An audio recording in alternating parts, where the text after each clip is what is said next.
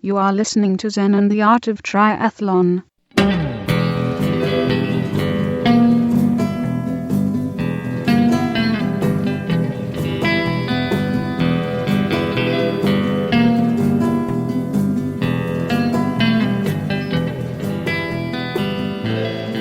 Well, hey there, all you triathlon studs and studettes. Welcome to another great episode of Zen and the Art of Triathlon, the podcast where we try to simplify the world's most complicated sport and all endurance sports so that you can actually have a good time out there without your head spinning around and around with all the information that's coming at you and trying to distract you from your goals. All right, let's go ahead and get started with the show with a whole bunch of news and also what I'm going to talk about during this episode. We have Try Dubai, Zwift, which is a video game for biking, which is pretty awesome, Stryd, the Suunto Ambit, a little news on them, and training peaks and moves count. And then also towards the end of the show, we do the training log, where I take you with me out training and give you all kinds of tips. I think at one point during the training log, I have a kind of a low episode, and I'm just laying down going, this is all so much. And then right after that, I'm like, this is great. So you can enjoy that. And then at the very end, Kai and Emily, my 10-year-old son and my beautiful wife, go run the Armadillo Dash, and Kai does the 5K and runs 23 and a half minutes in the 5K for second place in his age group, and like really low placing overall, like 13th or 16th or something like that. And then Emily runs the half marathon, and we have interviews with both of them about everything. So lots of other people on the show. It'd be really, really cool. All right, but let's go ahead and get started with the biggest news, which is Try Dubai. Holy cow, what a race. So this was in Dubai City and in the Middle East, and it's a challenge race. The Challenge Dubai prize purse is evenly split, notice that, between men and women. I love how they put that right in the front. And because of Ironman and all their female pro debacle, needing more female pros to go to Kona. That's another episode. And with each winner taking home, the winner, both male and female, takes home $65,000. The remaining breakdown is as follows. Second place, $35,000. Third place, $20,000. Fourth place, $9,000. Fifth place, $6,000. Sixth place, $5,000. Okay, that threw me there for a second. Seventh place is $4,000. Eighth place, $3,000. Ninth, $2,000. 10th, $1,000. That's a really big prize purse. And also, if you win this race, then if you win the other two races, so there's 3 in a row, if you win the other 2 races later this year, Challenge Oman and Challenge Bahrain, then you win $1 million. Now, the chances of that happening are so small that I think Challenge is willing to risk it and put that out there. And let's see, the men's results. This race had a little bit of controversy too, which we'll talk about. But in a way, a little bit of controversy is kind of good. It gets people talking about it. And men's results final, there was a 4-minute penalty for going off course for some of these guys, and I don't have the list. And oh my God, just go to Slow Twitch or something and Google this and the arguing and everything over it. But in the end, what happened was a few people, I think it was 4 people, went off course or so, and they figured out, they only went off course for a little bit, and they cut the course by accident. And so the race director, in my opinion, was pretty cool about it and said, okay, well, let's figure out how much time that you saved by cutting the course by accident, and we'll add that time back onto your time, and I think just a little bit extra for wear and tear, where you'd be more tired if you actually did that time, and then throw you back into the mix. And this is instead of disqualifying them. And then, because again, it was only 3 to 4 minutes, and they threw them back in the mix and then juggled around the results and then came up with the top 10. And in my opinion, I'm cool with that. We have Terenzo Bozzone, who I've actually raced with one time, but he doesn't know I was there. I was just there at Kima, 3 hours and 45 minutes. And then Tim Reed, 346. Michael Raylert, 346. Bart Aernouts, 347. Martin Jensen, 347, and on down. Real tight finish all the way down to Eneko Llanos and Domenico Pasuelo. There we go. That's probably how you say it. Trevor Wörtley, and Manuel Kung, which is he's from Switzerland, I think, and that's a really interesting last name. It's spelled Kung, and but with an umlaut over the U, Kung, and then his first name Manuel sounds Spanish. The last name sounds, I don't know, is that Chinese? With the but then with umlauts over, and he's from Switzerland. So what's going on there? I have no clue. That is a wild assemblage of nationalities going on there. And then Joe Gamble's from Australia. 10th place was 3 hours and 50 minutes. And let me close this door here. So the ZenTri Studios alert system, which you probably just heard the dog barking, kind of keeps to himself. And have a sip of coffee. So, Macca, Chris McCormick, did some commentary. I was watching it. There was a female pro, I forgot her name off the top of my head, who was injured, I think, and couldn't race. So she did a little bit of the intro commentary for a while.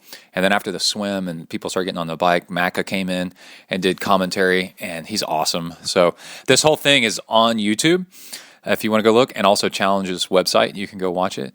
There's been some stuff written afterwards about the 20 meters drafting rule. 20 meters, and the people love it. And I really love it too. I don't like drafting in triathlon. And one thing, as you get older, you start really wanting to not wreck, because if you wreck, you can be taken out of commission for a long time and maybe forever. And your bikes are getting more and more expensive. And I don't want to wreck, and I don't want people drafting and clustering all around me, because group riding and a tight pack can lead to that kind of thing. And then also you got people, drafting off of you on the bike is really annoying, because they aren't working as hard as you did to train for this thing. And it's not really a test anymore, a personal test. It's how well can you draft, which I don't think is really all that fair. Anyway, so people love the 20 meters drafting. Then we move on to the women's race, which, they had awesome play calling going on Twitter by witsup.com. So on Twitter, it's witsup.com, and WIT is Women in Triathlon. WITSUPCOM. WITSUPCOM. And if you're a fan of women's racing, you want to follow them on Twitter. They are amazing what they do. It's really, really good. And let's see, just like the men, 2 loops on the swim. Lauren Brandon was an American who had a huge lead on the swim, 1 minute and 12 seconds ahead of Jody Swallow, which is amazing because Jody is a freaking killer swimmer. And so they said that there was some sighting issues, which led some people off course on the swim a little bit, or swam a different line than the most ideal. And it looks like Lauren found the best line. And the 2 loops on the swim was a reduction from 1 big loop to kind of keep people in closer to shore, or keep them out of a current or something, because it got really windy that day and the ocean was a bit crazy. And a lot of people like that if you're a good swimmer. And then Daniela Reef was 4th out of the swim. And what I find really interesting about this, and want to pass on to everybody, is you don't have to win the swim to win the race. Don't worry so much about the swim. It's the person that won this race, Daniela Reef, was only 4th out of the water. And then she ended up winning the whole thing. So you can move in positions and slots and stuff, and don't worry about it so much. Just pace yourself through the swim. And she was wearing these crazy shoes called Hanseno. If you want to Google them, check it out. Hanseno. Hanseno shoes. They're super, super light because they're like ballet slippers, and I think they're pretty much all carbon fiber. But you probably won't ever get any because they're $2,000 for a pair of shoes. All right. Well, how about that? But I could see how they could totally work. And she's a pro, and maybe someday they'll have some that will be more affordable for everybody. All right. Again, 20-meter drafting zone on the bike. Everybody said they loved it. Jody Swallow made a comment after the race, and I think she got fourth. She said that she put out the same watts on the bike as when she won the 70.3 Worlds that she won a couple years ago. Yeah, I don't remember when she won it, but could only get fourth, even though she put out that much power. And it made me think, well, you've got a race. Is this race more prestigious or do people race harder and are more competitive with the bigger prize money, even though it's not a world quote unquote championship? Because of the prize money, people were going harder, and the competition was harder. And so even though she did what would have won 70.3 Worlds, Ironman 70.3 Worlds, it wasn't enough to win this. And that shows you the psychology of sports and competition and what's going on out there and how people can raise their game if motivated. I was swimming today, and somebody started swimming next to me. This woman started swimming next to me, and she started racing me while I was doing intervals. And of course, I stepped it up more, to try to beat her. And it's because of the competition in the lane right next to me. All right, back to the race. Reef's bag in it says here T2. I thought maybe it was T1. It was T1 or T2. No, I think it was T2. Daniela Reef, her transition bag was misplaced, and she had to go find it and still won the race. Heather Wertel got second, which is cool to see. As we've learned on the Starkey podcast, she and her husband, who got, what place did he get? Trevor. They're both from Canada, but they're no longer homeless, living in an RV all around the countryside, getting water out of streams and shaking sand out of their underpants. They are now living in a house somewhere. I have no idea where.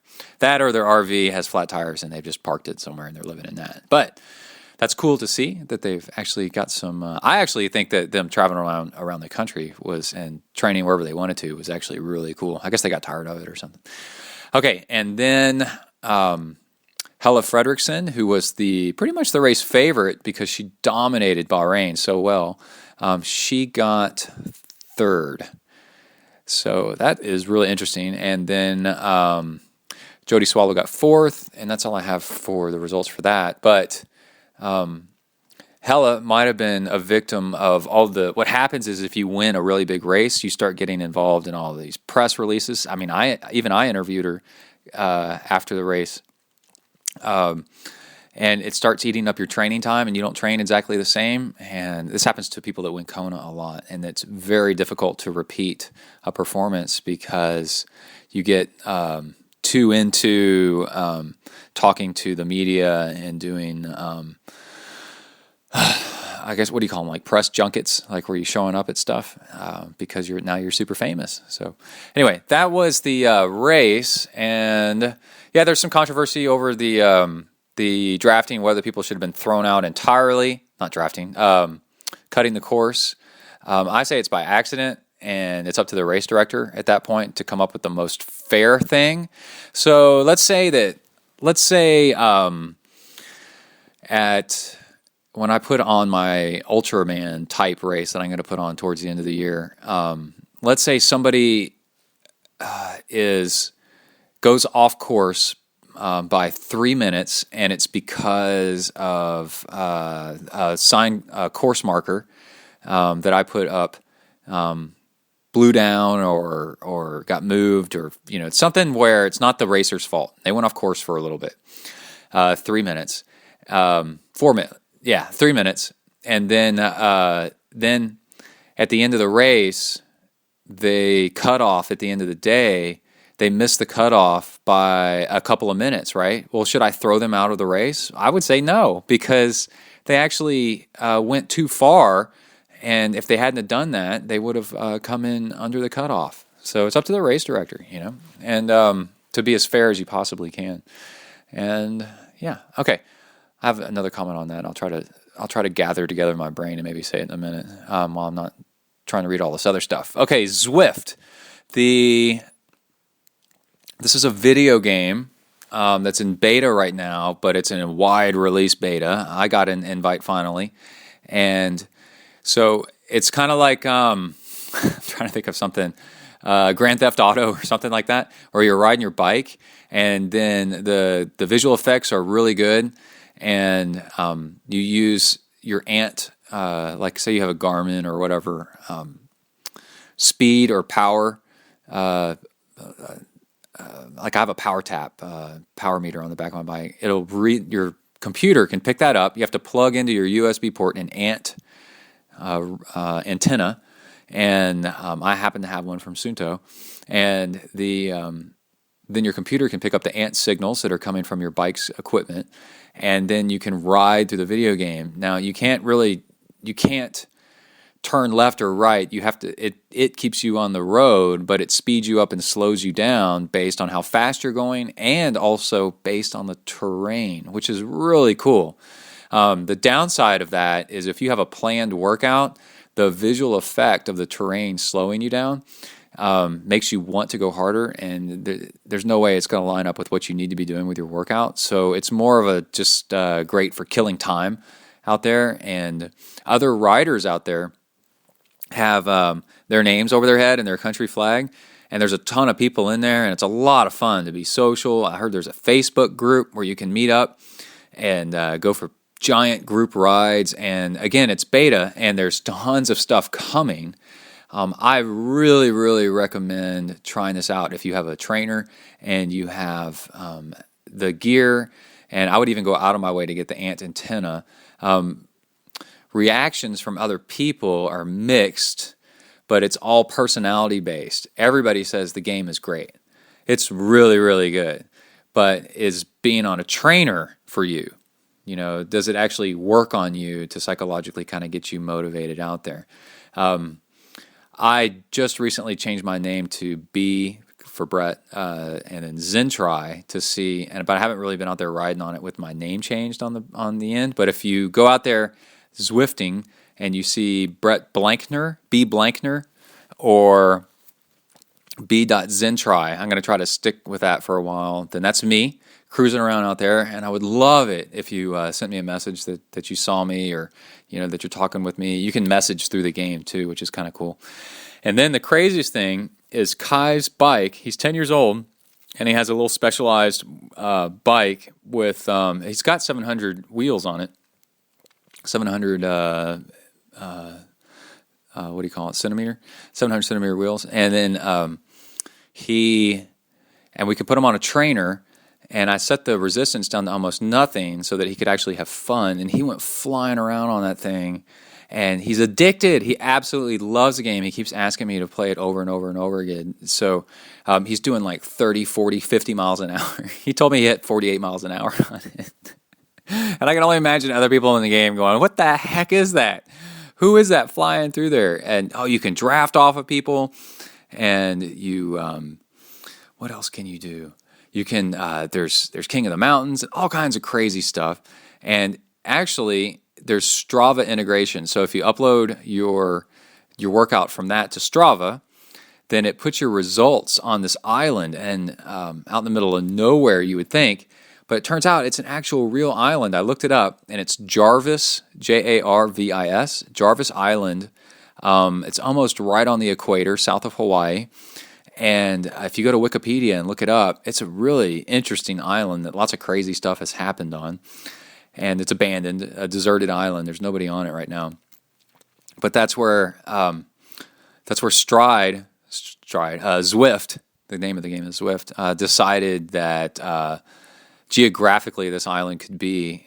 So when people load their workouts up to it, that's where it goes. It's kind of neat. And then, let's see, I was on this, and I realized I was using way too much technology for a Zen podcast, man. This is overkill. But it also shows you how much technology you can get, so that it's almost, how much better technology has gotten so that it's not in your way. I was using, between my hands, I had a Garmin 510. On my wrist, I had a Garmin 920. Only both of them were running, but only one was going to end up recording to the internet. And then I had a MacBook Air and a power tap in my bike and a heart rate strap and also my iPhone. And then on my iPhone, through my Bluetooth headphones, I'm listening to Pandora. And I'm like, man, this is nuts how much gear this sport takes, especially for the biking part. And I don't know, it's a little bit, I'd love to get all this stuff streamlined down into just one or two things, but I guess I kind of like stuff being broken apart too. But in case one thing breaks, not everything breaks. And let's see, the game Zwift finds ant devices super, super fast. I remember when, I'm trying to think, what is it? Trainer Road first came out and it would pick up your ant devices. I was impressed with that because it was reasonably fast. It was like, hey, here's your stuff. Is this the stuff you want? And Zwift has really just nailed it with, here's your stuff, let's go, like that. And that's really, really nice. And also, I've only ridden one full workout on it, and what I noticed was I couldn't believe how fast the time went by.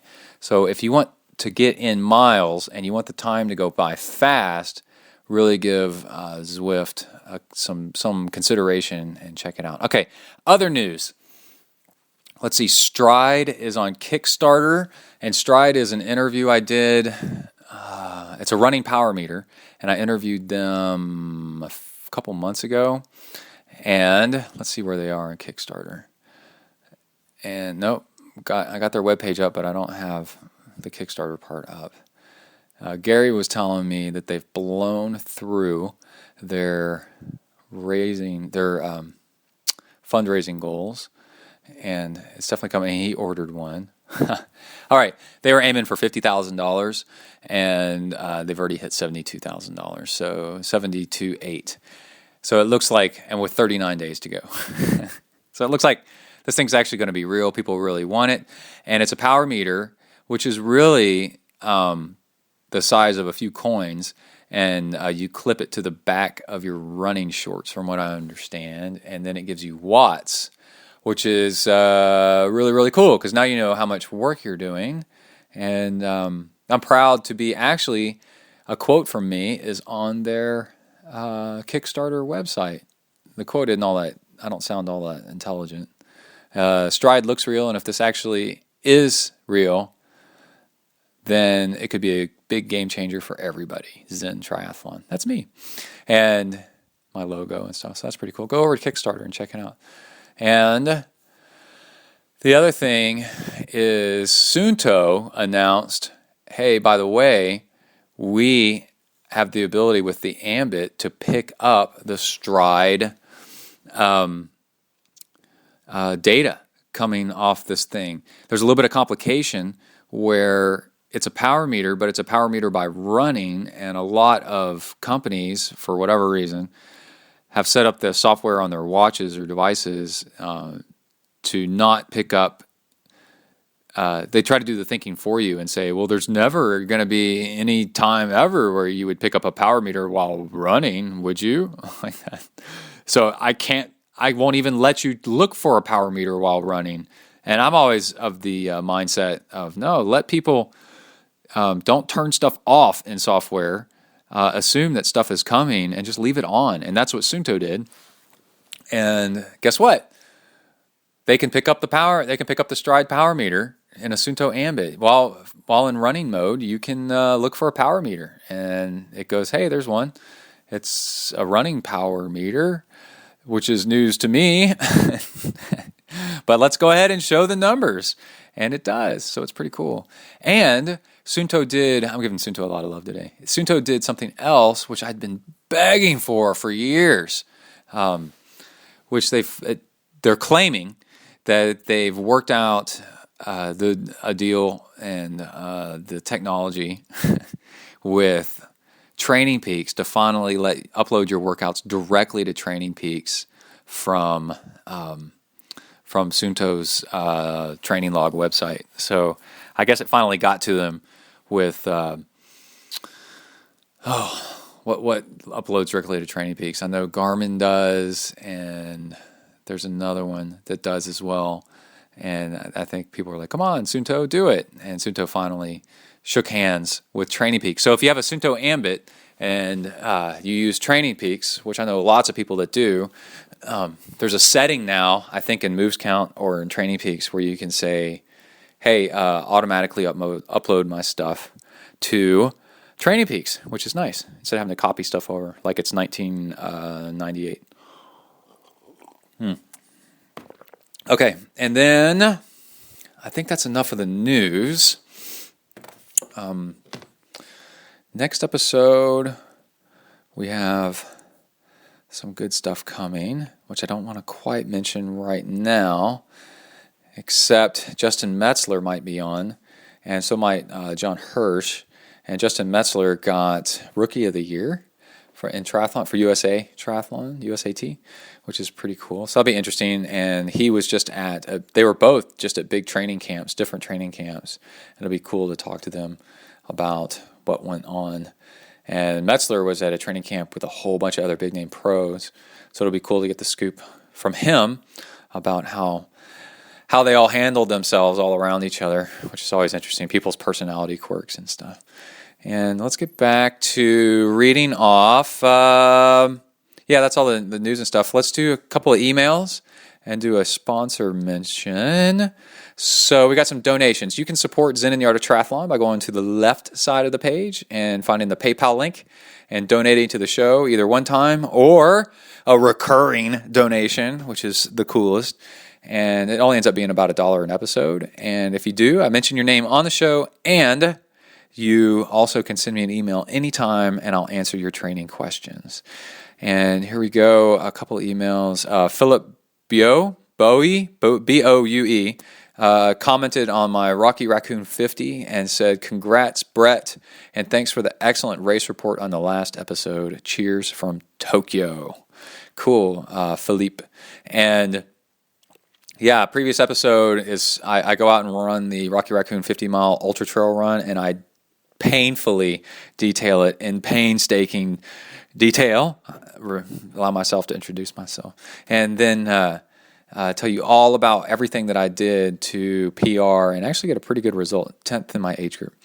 A 50-mile ultra marathon, which is, I can't believe I've actually able to do that. And then let's see, more from Hun Chu and William Beck and Simon Wright, Joseph Rogalski, what's up?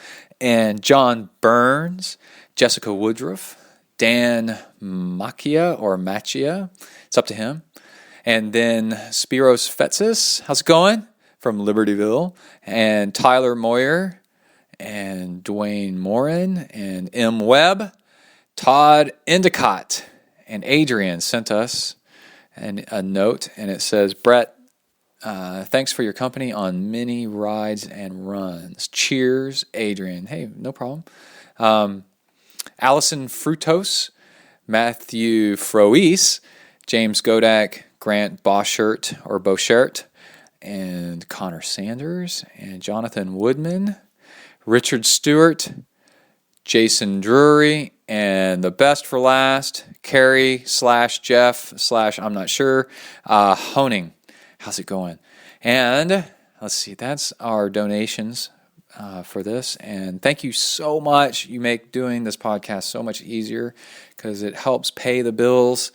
Every little bit helps pay the bills and makes triathlon, which is the world's most expensive sport, next to probably motorcycle and race car racing. And thank you. That really does help. And let's go ahead and mention a couple of sponsors before we get into the training log. I just mentioned Libertyville, so let's talk about Amphibian Multisport.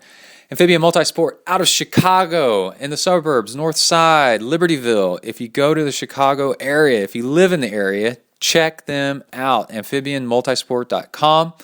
And they have CompuTrainers. You can bring in your own bike and ride the CompuTrainer. If you just find yourself in the area, you can get in and get some free training time, and they'll let you ride on a CompuTrainer free at least once to see if it's your thing. They have a saline indoor pool. Man, how cold is it in Chicago right now? One time I went to Chicago for spring break, and I was like, this ain't sand. This isn't the beach. It's freaking waist deep in snow, and it's terrible. I hate it. Where's the pool? And they have the pool right there in Libertyville, indoors. Right? And boy, I bet you there's some badasses swimming in there too. And no contract membership. So you can do month to month, which is rad. I love that. And if you just want to drop in, it's $25 for the whole day. And then $100 month to month if you want, or if you are active military. And if you want to be military, talk to them. Maybe they can get you signed up. They'll tell you where to go.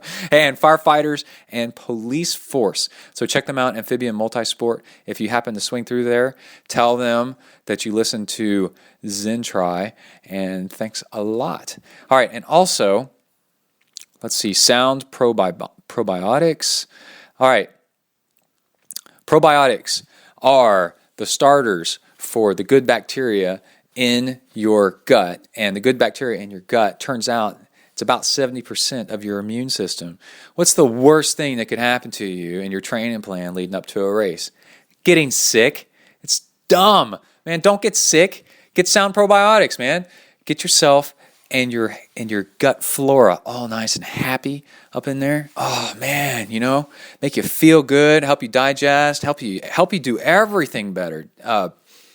It's crazy, like how much of the human body is actually bacteria, and the mitochondria are actually like trained bacteria, we think, that are assimilated in the body to do work for us. And oh my gosh, it's insane how much your body runs on bacteria. So if you put out good feed for bacteria, then you attract good bacteria that end up helping you digest your food and your fuel and making you feel better. All right, so Sound Probiotics are probiotics that are engineered specifically for athletes instead of just, average people out there. So that's why you want to check out Sound, and you can get 10% off their orders. You can get 10% off your orders with discount code ZenTri, ZenTri. Check them out. Go to soundprobiotics.com, and you will definitely get in just way better training. I've been taking them every day, and I have not gotten sick. Definitely not gotten sick. In fact, I feel great. I feel great all the time. I love it. So, all right. Let's see. There's Trainer View. Go check out realtimeathlete.com. And Amrita bars, 15% off with discount code ZEN, which I think I mentioned later in the show. And donate to the show, and Hornet Juice on the right, which I talk about towards the end of the show in the training log. All right, well, let's go ahead and get started with the training log. I take you with me after the Rocky Raccoon, trying to get back into training and ramping things down and then back up for Galveston and then Ironman Texas. And at one point, man, I just start training just too much. I'm like, bleh, this sucks. And I'm self-coached, so I got to tell myself, hey, man, you are too tired, and you need to take some time off. And I'm actually coming off of that.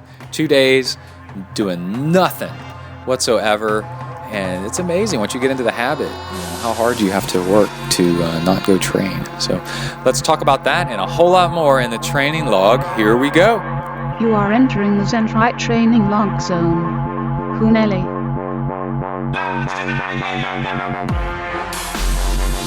Hi everybody, my name's Brett. I'm a triathlete.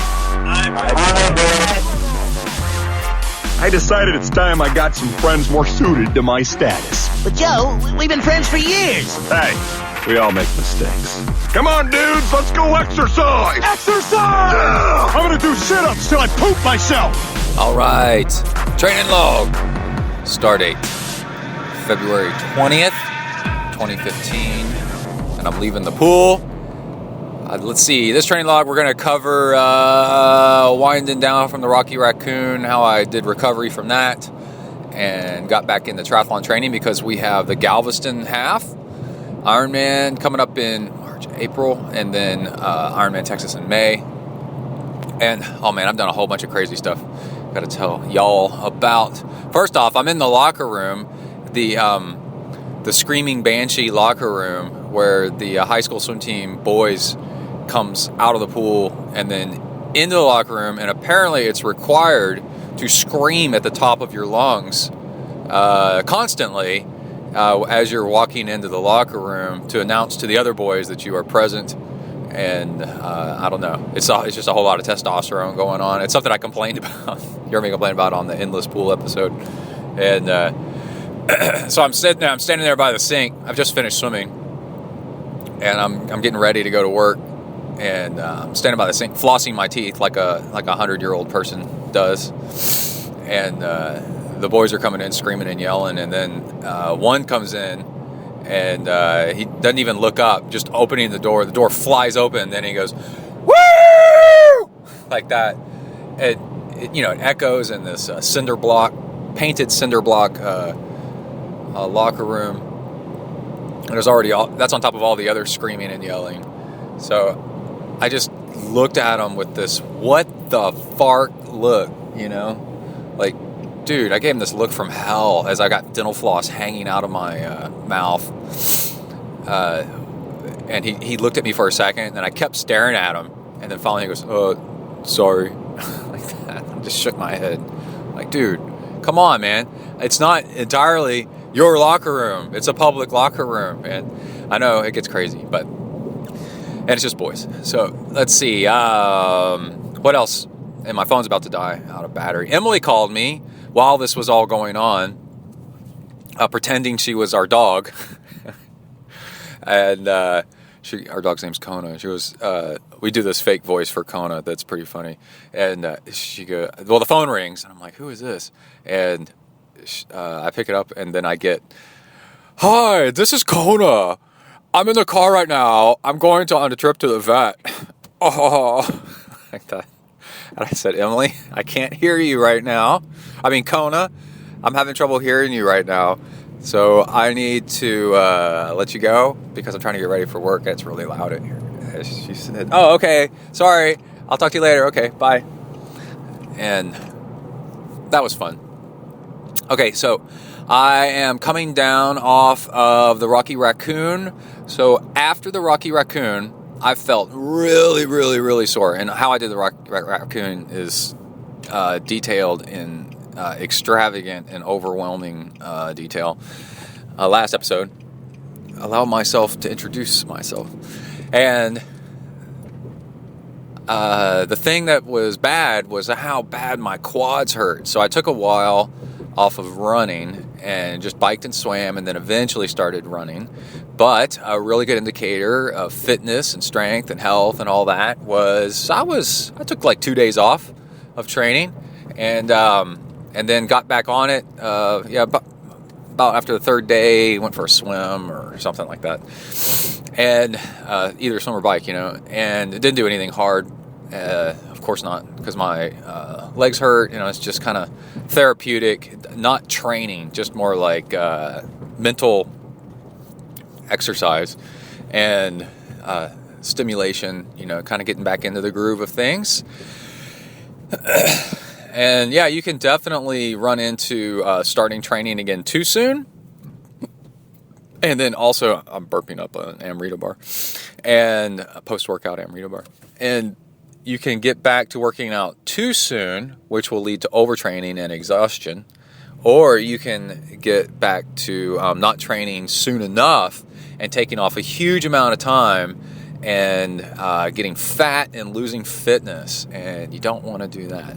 And speaking of fat, I've steadily been losing weight from my Christmas weight. I had an emotional meltdown at one point right around Christmas time, and I was like, Emily, we got to get all this crap out of the house. I am gaining weight like crazy, and it's pissing me off.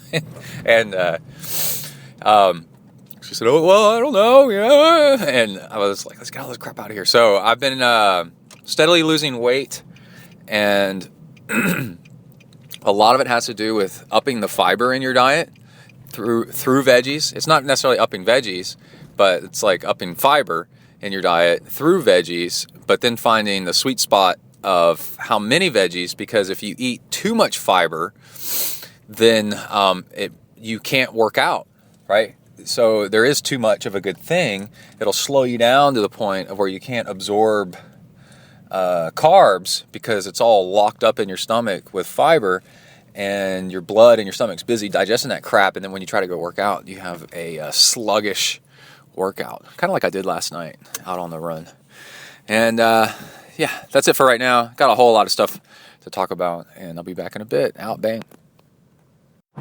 All right, I am on my way to the pool after, it's Saturday morning, bang, and after I biked 3 hours this morning. That's after doing run intervals last night. Oh my God. And I'm starting to get tired, man.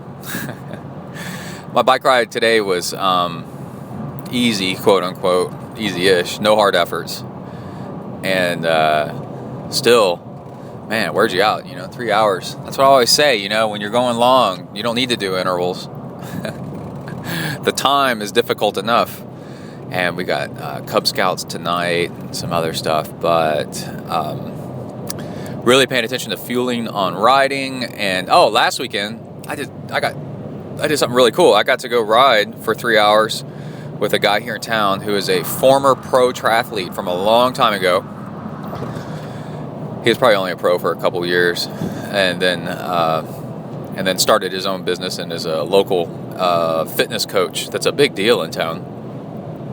And he's gotten back into doing some triathlon stuff, and is going to do some half Ironmans first, and maybe he's going to do Coeur d'Alene. I think he did Coeur d'Alene last summer. But anyway, he asked if he could go riding with me last weekend, and I said, "Yeah, man, let's go." And now he's a former pro, so I'm like, "Oh, this is going to be a workout, right?" But no, like the entire ride, he was drafting off of me, trying to keep up. And he's 47. I'm 41, about to turn 42 this summer. And he, after about 30 minutes, he said, we're heading out on a 3-hour ride. And he told me before the ride, he's got 3 20-minute intervals and some stuff like that he has to do. He's being coached by Jimmy Riccatello, who's the head referee for Ironman. And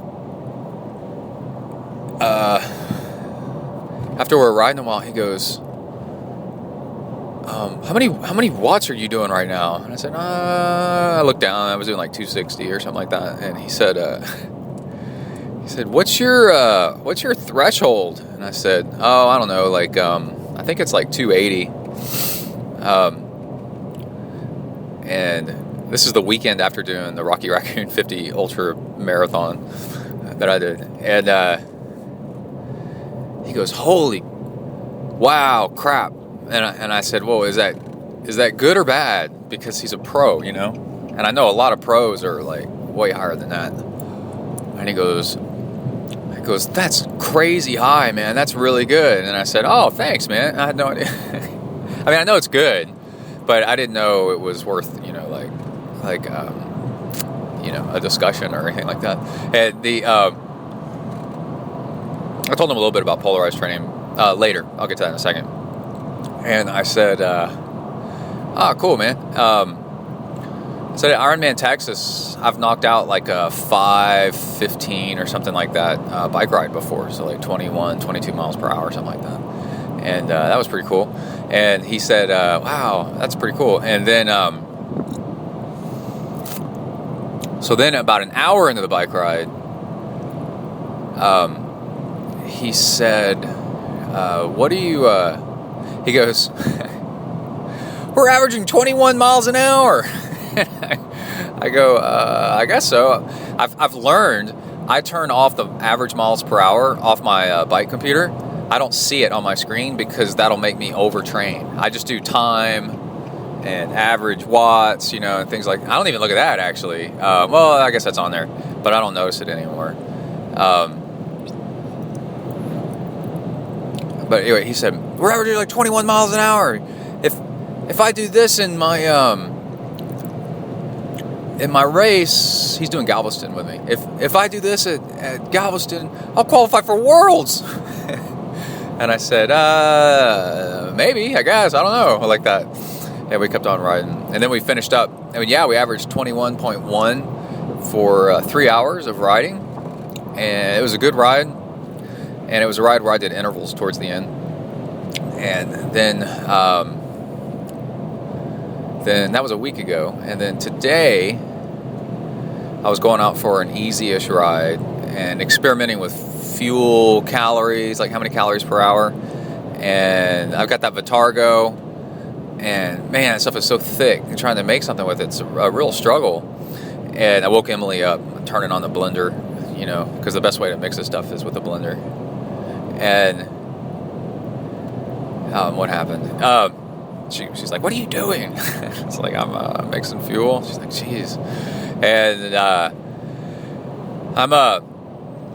I ended up with about 300 calories per hour in my bottle.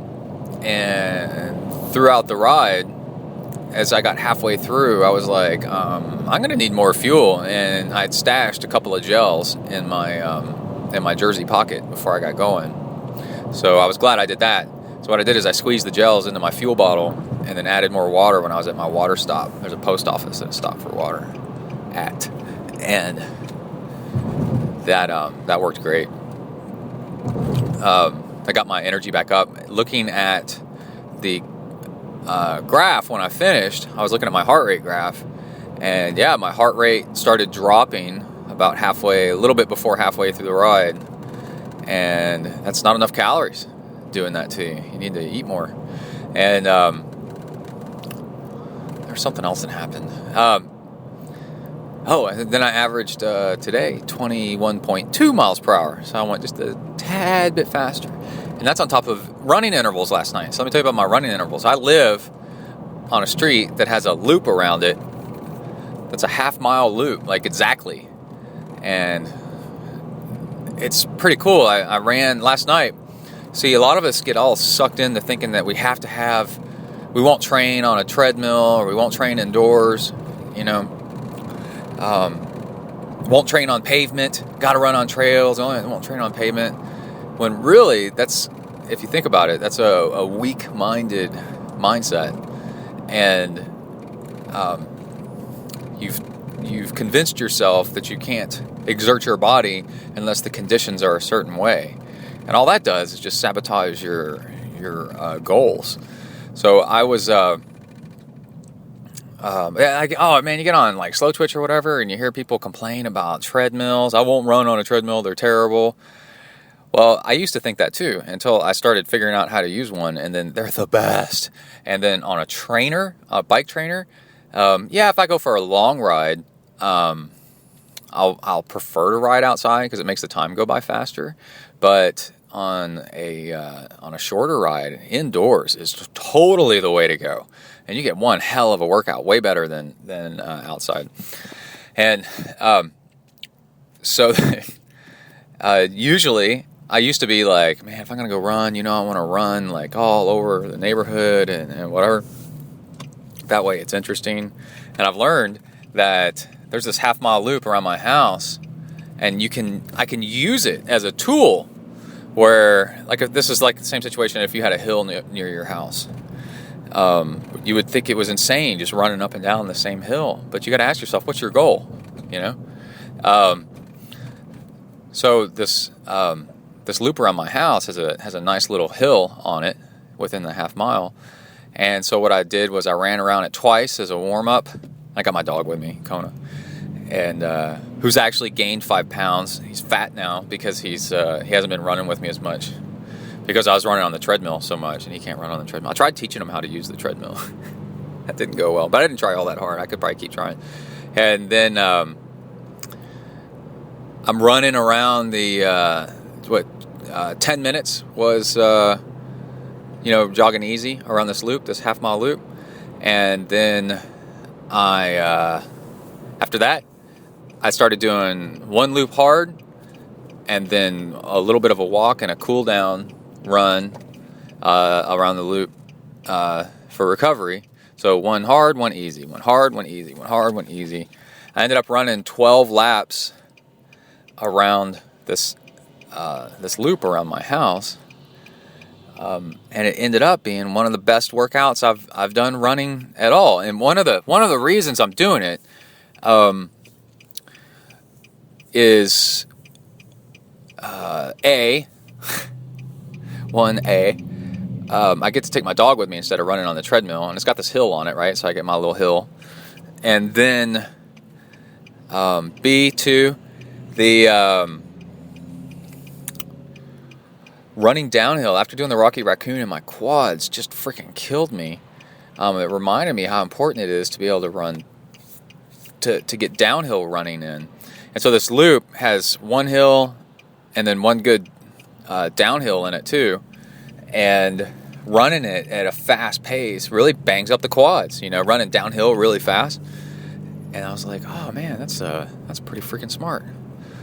So, and then all I'm thinking about now is like Ironman Texas. It's just totally on my mind. What do I need to do for a good Ironman Texas? I'm now at the pool. I'm gonna try to get an hour's worth of swimming in, and then probably go buy Freebirds and eat.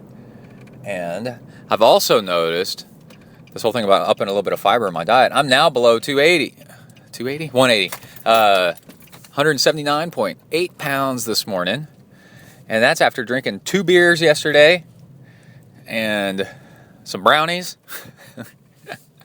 But I was going out of my way to find and eat a little bit of extra fiber whenever I could, not too close to the workout because it'll make your stomach hurt. And weight just dropping nicely. So after I swim here, I think that'll be it for the day. And we got scouts tonight. It'll be fun. All right, out bang. All right, I'm at the ZenTri home studios. Oh my God, I'm tired. Not too tired, but hungry, man. Hungry. Yesterday I decided to go for a long run and ran 2.5 hours, and I should have quit at 2 hours because it was just too much for me. And the last half hour, after about an hour and 45 minutes, I was already feeling pretty banged up, but I was like, man, if you went 2.5 hours, that would be so cool. That's stupid. Don't do that. I went 2.5 hours and ran 16 miles. I averaged a 9-minute mile and 20-second pace, which is But yeah, I should have cut it early, and then the rest of the day I was feeling kind of wiped out, and then I finally got onto the bike in the evening and rode for a while, but it took me forever to get warmed up and forever to feeling good, which is a bad sign. That means that you overdid it. And then today I'm okay. I'm just tired, a little tired, and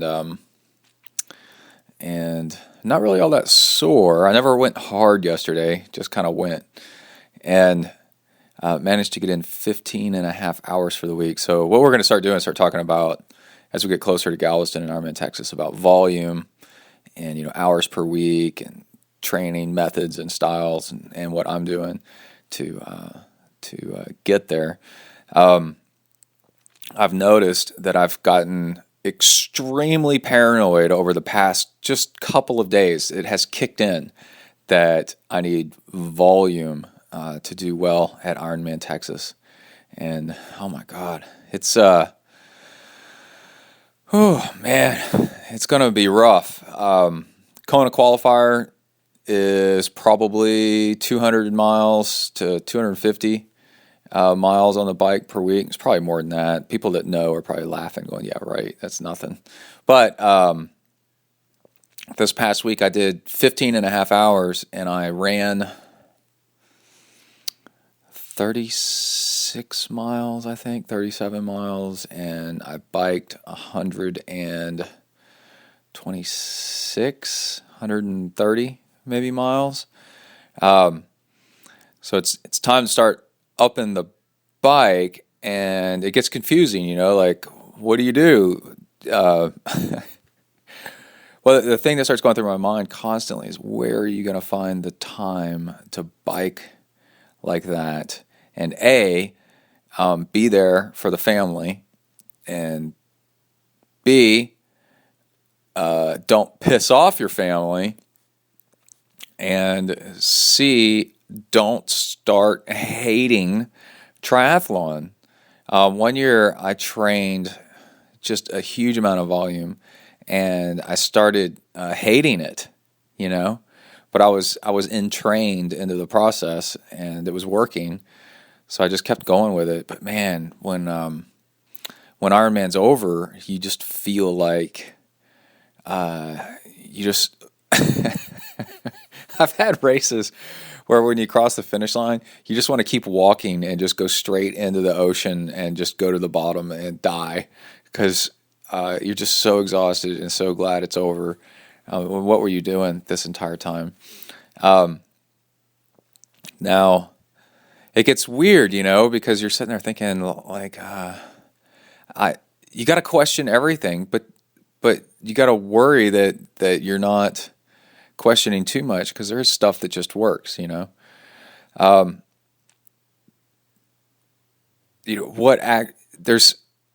there's what everybody says you need, and then there's what you need. There's what works, and then what works for you. And the big thing with Ironman is it's bike and nutrition focused more than anything else. You swim easy-ish, so that you just cruise through the swim, because if you've gotten your swimming decent enough, going hard versus going easy is only going to make a few minutes difference anyway, so it doesn't really matter. And it's only hour to an hour and a half, depending on who you are. So let's see. I do an Ironman swim right on an hour. I've done a few of them sub-hour. I've done a few of them over an hour. It just kind of depends on the conditions or whatever. And then you got to be able to bike 112 miles. Like, you got to be able to bike 112 miles like average person's 5-mile bike ride. You know what I mean? Like, it's got to feel like nothing. It's got to feel like you did absolutely nothing so that you can run. And that is so hard to do. And you're like, well, the only cure for that is volume. But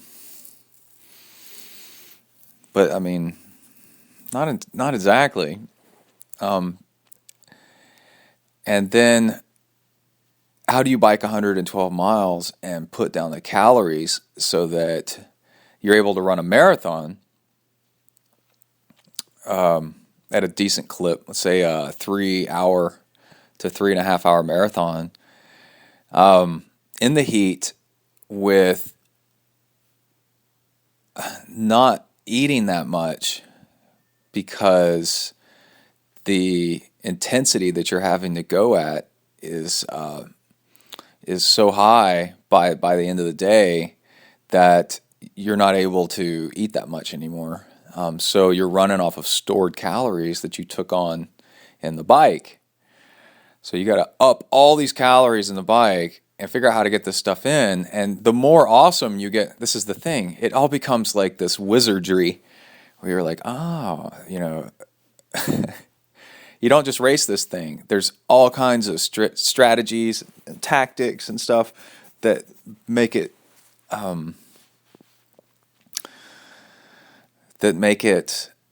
so complicated, and you've really got to.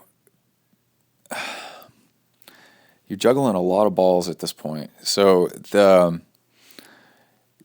if you get so good on the bike, then you can actually back off the bike so that you can eat tons of calories, so that when you run, you've got tons of calories stored in you that you've started digesting, and so that you can run pretty hard and pretty fast without it bothering your stomach, because you manage to get down a whole bunch of calories.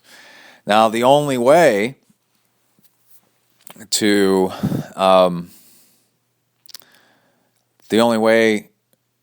besides sheer luck, which is never gonna work out in your favor, the only way to train for this is to do big volume days and document what you did and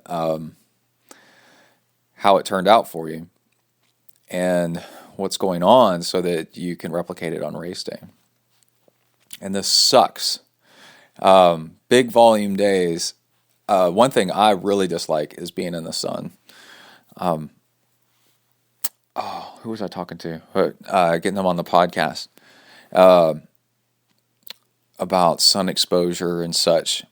And it's just the worst, man. It's the worst thing for your skin to be out there in the sun all day. And after a few years of doing this, you end up looking like a piece of fried bacon or a catcher's mitt because of all the sun exposure. And people pointing at you, the children pointing at you and going, "Mommy, what is that thing over there?" They're like, "That's a triathlete. It's okay. Don't look too long. He must have been trying to do Ironmans." So you could tell I'm just kind of wandering around in thought, because it's like, man, it is a really big puzzle. And then mega training days, guess what you're not doing? You're not spending time with your family, and this is why they call triathlon the the finishing line at Kona. This is so funny. The finishing shoot at Kona is sometimes called the parade of the selfish, because to get that good, you have to ignore so much around you and other people, trying to get you to do stuff. And it's me.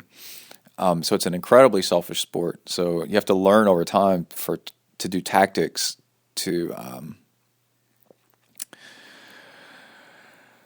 let the others in your life know that you love them strategically, that aren't based in the normal ways that they're used to getting it. Like earlier today, it's like text messaging is a really good one. I text messaged Emily several times today to let her know I love her and that she's really great on the treadmill. She's training for a little race and all this stuff, and the brain is like, her brain is like, "Oh, Brett loves me. He is thinking about me." Without so if you're gone training all the time and you're not communicating with family and friends that that you feel guilty about it and that you do care about them and all that other stuff, they're going to assume that you don't. And you got to use technology and strategy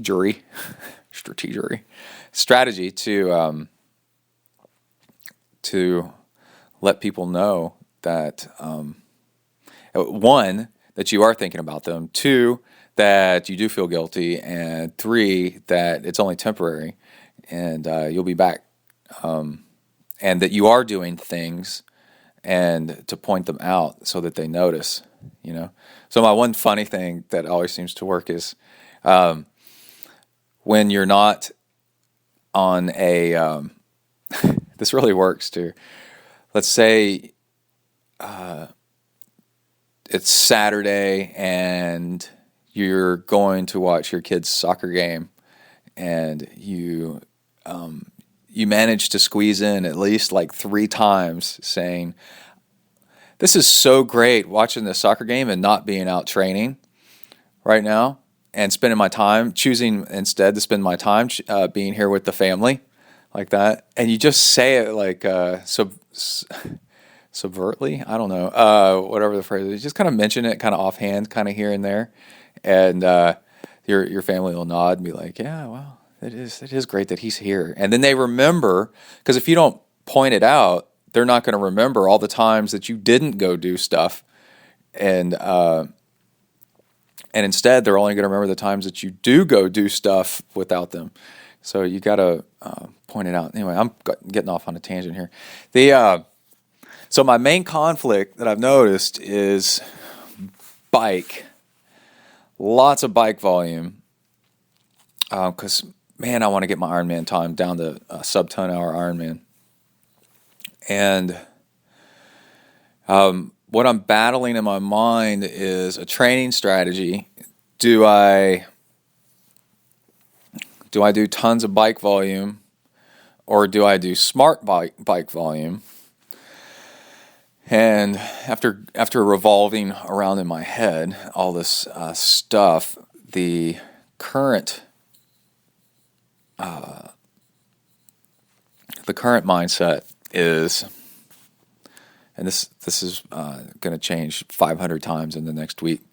The current mindset is polarized training for the bike to increase wattage, because it does work. It works incredibly well to increase threshold, and then the occasional really long day to test out fueling, and then and I guess that works out, the occasional really long day, and then schedule-wise, and then leave running alone and just do easy for running, and just volume, like about 50 miles a week for running, which I seem to be able to get up to sometimes, looking at my old training logs. And because if you start doing intervals, which would be polarized intervals for running, then that compromises your bike. And honestly, we get back, then you can't do as much bike polarized training because your legs are tired from the running polarized. And we get back to the issue where it really is about having just a whopper of a bike ride, bike strength, bike ability, so that you can run without being messed up from the bike ride. So really all does come back to the bike, which is both bad because you wish it was more about all three sports. But it seems like really to hinge on the bike, so you need to be really focused on getting the bike done. But it's also good because, man, bikes are beautiful. I love bikes. Bikes are the best. I could just bike tour around the country like all day long. I really love it. That reminds me, on my trainer view, I'm now way south of Auckland, still in the Auckland remote suburbs, cruising around. Is this on Trainer View? Yeah, Trainer View. I almost said Trainer Road. Trainer View, and I'm going to be leaving the city limits of Auckland pretty soon and keep riding on my tour around New Zealand, which is pretty nice. And I think I would be happy. I was like bouncing ideas around in my head, and I was like, no, that idea sucks. Just massive volume. In my mind's eye, I see just lots of apologizing to my family and lots of pissed off Emily, and then I'm like, just like tons and tons and tons and tons of volume of everything, and being exhausted all the time, and trying to squeeze in stuff at lunch constantly, and I'm like, okay, so I bounce some more ideas around, and then I'm like, oh, just do polarized training just for the swim and just for the bike and not for the run, and see where that takes you on your longer training days. And then I was like, yeah, that's something. I could do that. That could be impressive. And I could really like that, getting my bike watts up really nice. So yeah, you got to sit around and bounce ideas around in your head until you come up with one that really rings true, and then you'll stick with it longer. So that's where I'm at. There was something else. Oh, well, I forgot what it is. Sound Probiotics. This is not the ad for Sound Probiotics, but they just signed on Maddie Reed, and it reminded me, they sent me an email all excited about it, and that reminded me that I hadn't taken my Sound Probiotics today, and stuff keeps you from getting sick, so I'm going to go do that. Out, bang. Well, hello! What's up, home salads? I'm leaving the pool, or the locker room from the pool. Also, as I like to affectionately now call it, the yelling room. lots of yelling going on, and I'm on my way to W to the ERK. And I've got a couple of things for you. One is, I talked about it probably at the beginning of the show. I haven't recorded that yet, but I'm sure I will. Kai got to see Zwift last night and absolutely lost his mind over how awesome it is. Emily told me that, and Kai asked for me to tell them when I'm going to go swim in the morning, so that Kai gets up and then he's like, "Where's Daddy?" And it's like so sad and pitiful. And I'm gonna go. Got a green light. And so I woke him up this morning and said, "Hey, I'm gonna go swim." I don't know what kid wants to, be woken up at 5:50 in the morning just to be told that his dad's gonna go swim. But Kai likes to know where I'm at. So I say, "Hey, I'm leaving to go swim." He's like, "Okay. That video game, Zwift?" And I'm like, "Yeah." And he's like, when can I play it again?" I'm like, what the hell, dude? Wow, holy cow. Anyway, there's that. And also, Kai, I gave him his first piece of carbon fiber a few days ago. I remember my very first piece of carbon fiber was a stem spacer on a bike. This is 15-something years ago. And I was like, ooh, and I held it and looked at it and held it and looked at it and was amazed at its lightweightedness. And I was just really impressed by it because I'd grown up with, alloys and steel. And when I was handing Kai this carbon fiber piece, it's a zip bottle cage that I've got. It's really pretty, and the carbon fiber, you can see the weave in it and everything, and he's going to put it on his little Specialized bike. And I told him that this is really special stuff. Don't just take this piece of carbon fiber and think that, oh, it's just a piece of carbon fiber, right?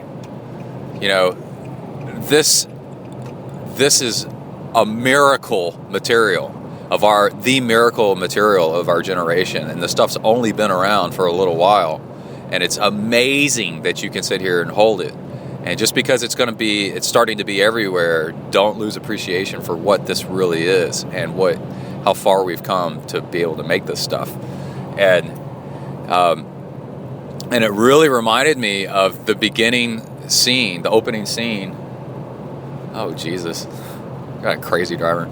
The opening scene of Conan the Barbarian, where his father is explaining, Conan's a little kid, and his father is explaining to him the miracle, the riddle of steel. Because to them, steel was new, and steel was so superior to other armor, bronze, stuff that was soft or stuff that was brittle. Steel is a miracle material because you can add less nickel, more different, I'm trying to think of chromium and stuff like that, right? That's how you make chrome-plated or stainless steel, nickel and chromium and other stuff. I can't even list off all the materials. But you can make steel be whatever you want it to be. And aluminum actually too now. Aluminum is actually a miracle material that a couple hundred years ago, aluminum was so rare that you hardly ever saw it in anything. They made crowns out of it for royalty. Even though it's a very abundant material, getting it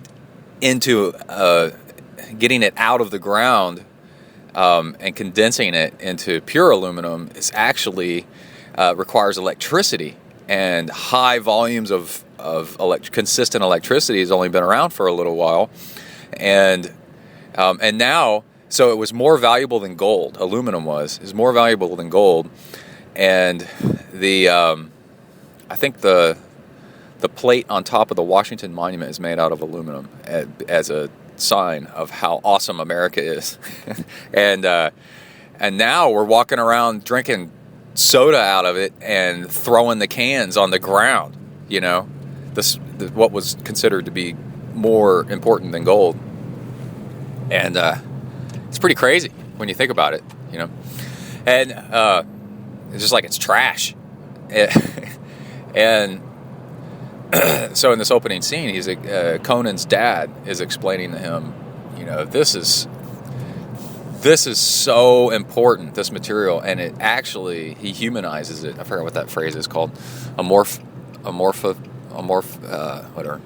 And then he said, you know, steel is strong, steel is straight and has discipline, and you can hone it to an edge. So it's like a person. It'll teach you a lot about yourself, and that becomes the running theme, one of the running themes throughout the movie. So I'm handing Kai this piece of carbon fiber, and I'm like, this is very important material. You can, when this material was new, it took us a while to figure out how to make it great, and now we can use it to make nearly anything. So whenever you see carbon fiber, you need to really appreciate it. And pieces of carbon fiber here and there, and then over time you build up an entire bike out of carbon fiber.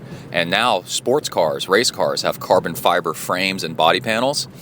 But pretty soon, someday, you know, just your average Ford or Chevy will have lots of carbon fiber in it, because why not? You know, because you can make it super strong, and you can make it into whatever shape you want. It's and strong in whatever direction that you want. It's really amazing stuff, and you can actually like print it out probably with a 3D printer someday. And so Kai got it. He was like, okay. He wasn't like, shut up, Dad. But he was like, oh, okay. Yeah, this is really special, you know. And right now it's expensive, sorta. Parts of it are expensive. I said this bottle cage back in 2007 was a $50 bottle cage. He's like, whoa. I'm like, yeah, don't let somebody steal it off your bike. But anyway, there's that. The riddle of steel. Look it up on YouTube. Conan the Barbarian, and look for the opening scene where he's a little kid. And there's lots of videos about that. And then also on episode 81 of Talk Ultra, I forgot how far into it, there's an interview with a guy who talks in detail about what it was like getting hyponatremia. And that's where you drink too much water and you dilute the electrolytes in your body so much that your nerves can't conduct the electrical signal to fire, and you start I think you could start having seizures and pass out and eventually die. And people do die from this because you basically rinsed out important materials out of your body that makes your body function, because you've washed them out by drinking too much water without them in it. That's why I always, eat salt pills, stuff like that. And if you're exercising a lot and you're drinking a lot of water, and it's a really good audio bit, and it's kind of long because it's not just the symptoms and kind of what led to it, but then the consequences of what happens in your life afterwards, of almost having to have a plane land out of its normal path, full of people, because you were so unthinking that you caused an emergency on the plane, and a medical emergency or something that you could have prevented. And then your family being stressed out and being having to go to the hospital for medical attention because of what you did. This isn't hyponatremia. The effects are on your body. You may recover in a day or so, I guess. I don't know. I guess it depends. But the effects on those around you and your community, your tribe, is days to weeks. And monetarily, a trip to the hospital, man, that's freaking expensive. And then what it does to you psychologically and your family and friends for quite a while. So check it out. All right, I got to head into W to the ERK. Again, that's Talk Ultra podcast episode, I think it's 81. All right, out. Bang. Hello. What's up, people? driving to W to the ERK, weaving my way through traffic. It's weird. Driving while recording a podcast is not at all like driving and having a phone conversation with anybody. It's all one way. It's really weird. Anyway, as far as difficulty driving while talking and texting, but I do have something. This morning I did Zwift on the bike, my first ride, and we'll save my analysis of it, my deep analysis of it, for the beginning of the show, because that makes for good content up front that people like listening to. But time did go by really fast. I'm not saying it's going to be like that every time, but I did notice that the workout took like no time at all.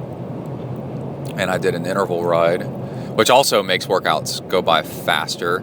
And I was battling myself like, oh man, I want to watch the video coverage from Dubai, Challenge Dubai, instead. And then I'm like, oh, but I really want to watch that in detail. That's for a longer trainer ride maybe. But the whole thing is, well, what's super cool is Challenge Dubai is up for a long time. I'll be able to watch that. And now we've got choices, you know. We can watch Challenge Dubai, a good race, you know, with live coverage is going to be really great. Last night I was trying to find race coverage. I was actually surprised by how early it actually came on, by like 8 o'clock, I think, Central Time, PM. It was on. They're on the other side of the world, so I think their challenge account should have. I think their Twitter account should have, starting about a week out, like once a day, announce, hey, we're going to do live coverage on this TV channel. Because there was a lot of people that are experts in the field that were asking on the last day, hey, where's the TV coverage? You know, which means people wanted to know where it was and didn't know where to go find it. And which means there was a need that could have been filled. And so, yeah, I think the way to do it, whenever we do the Iron Baby, I start tweeting out a week ahead of time. And we'll do this for Ultra Baby too. You know, hey, watch us this Saturday or this Sunday as we do this, you know. And then it's both informational and a little bit of advertising. It's pretty cool. But it looks like Danielle Reef won the thing, and Terenzo Bozzone won it as well, so that was pretty cool. And golly, hold on a second. Oh wait, I know what it was. I got a little bit of nutrition tips for you. I haven't done this much, so I don't know, you know, how good this is long term, but it's something that I'm going to start looking into more because it seems to work really great. And I had a phone call with Paul Duncan Jr., that's Angela Nate's husband, and we were just talking, you know, shooting the bull down here in the South, shooting the bull, and talking about just nutritional stuff, and I was asking him some questions. He's giving me some tips. So he's freaking smart. I really recommend that people check him out. And Paul Duncan Jr., and he was telling me that doing your fuel as a bottle from concentrate is kind of a recipe for disaster, that you really want to do diluted to normal strength. And so I've been trying that the past 2, maybe 3 workouts, instead of doing a concentrate and then hoping, right, as Suunto says, replacing luck, hoping that you're lucky and you get the mixture about right. Why not just go ahead and make it right? Well, the thing is, you got to carry a lot of fuel with you. But I've been experimenting with it and not concentrating my fuel as much and kind of spreading it out while working out. And it does seem to work better. It seems to work a lot better, a lot less stomach distress. You know, instead of sipping on a concentrated bottle, this morning I made Gatorade almost just a little bit stronger than normal. I poured, you know, a quart's worth into a 22-ounce bottle. and worked with that instead of like super concentrated. And I had a great workout from it. So I'll talk about more of that in the future. I got to go in to the jizzy job. All right, out, bang. All right, I'm here with Zwift Master Kai Blankner, What's going up? Yeah.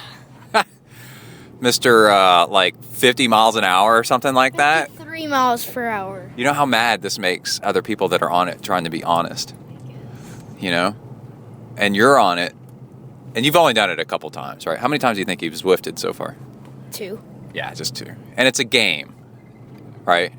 It's because I was expecting somebody to get mad at me and be like, "Your son being on there, going that fast is cheating," and it'd be like, "Hey, dude, it's a game, okay? So calm down." And he's 10 years old, and I'm trying to let you have fun on it so that you really like it. I do like it. Okay, so tell me. Let's do this like in a. You know what chronological means? No. Okay, chrono is probably Latin for time, right?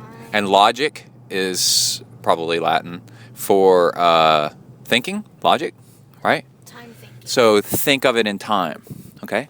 Organized by time, right? So when you first, we're going to do like first to last. When you first saw Zwift, do you know how to spell Zwift?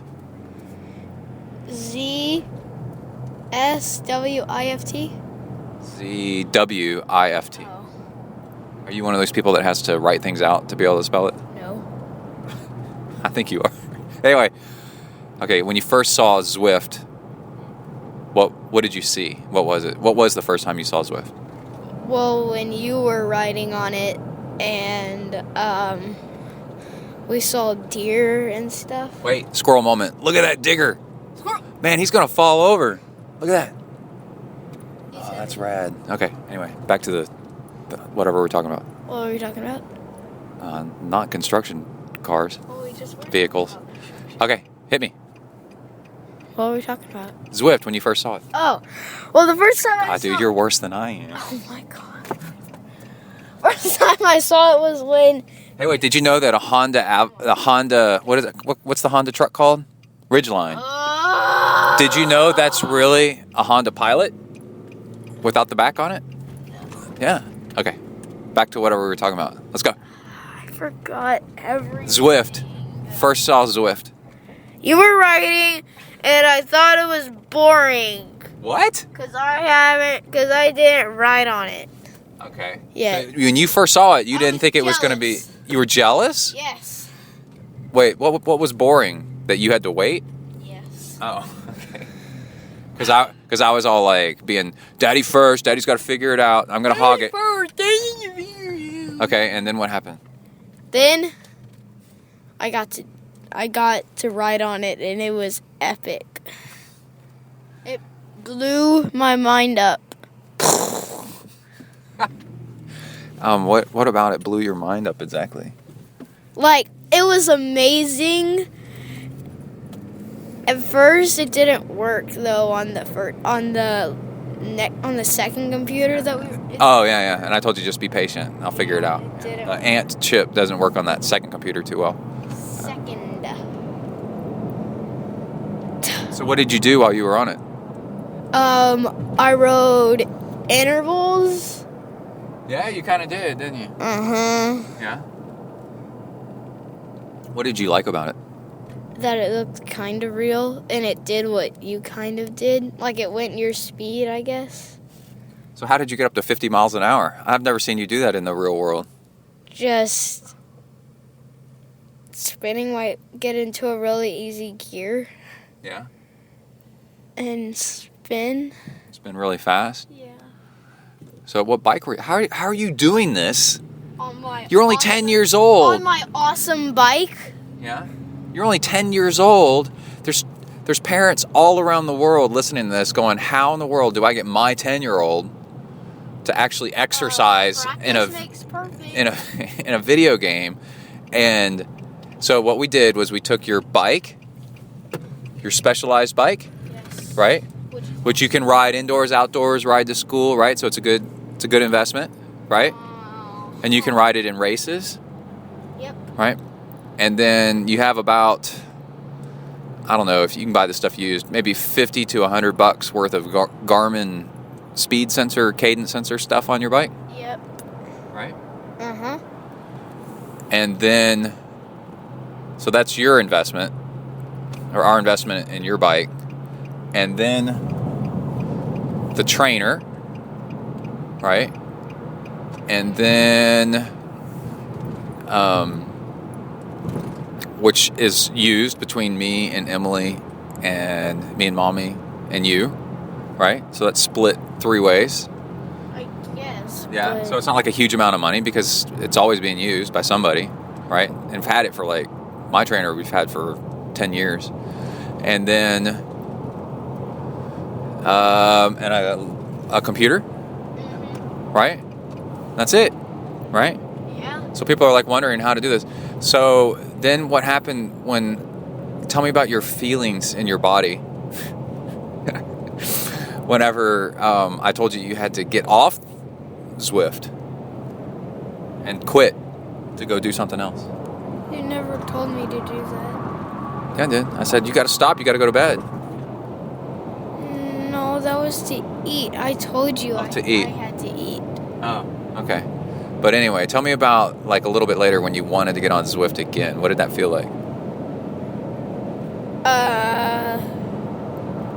Why did you want to get on Zwift again? Because it's awesome and it's fun. Yeah. What's fun and awesome about it? What made you miss it? Okay, go ahead. That you actually get to ride your bike and you can make it your video game. Yeah. And then you got like points and power-ups and stuff like that the faster you went. Jerseys. And what did you think about, you were riding a Pinarello Dogma bike, which was pretty cool. Yeah. And then you were, what do you think about passing people versus getting passed? How'd that make you feel? At least no one passed me when I was actually trying. Yeah. And that was pretty fun. And when someone did pass me when I wasn't trying, I always tried to get back on them. Okay, so... draft off of them. Okay, yeah, you can draft in the video game. It's pretty cool, and it tells you, draft, come on! Kind of like, finish him. Right? In Mortal Kombat.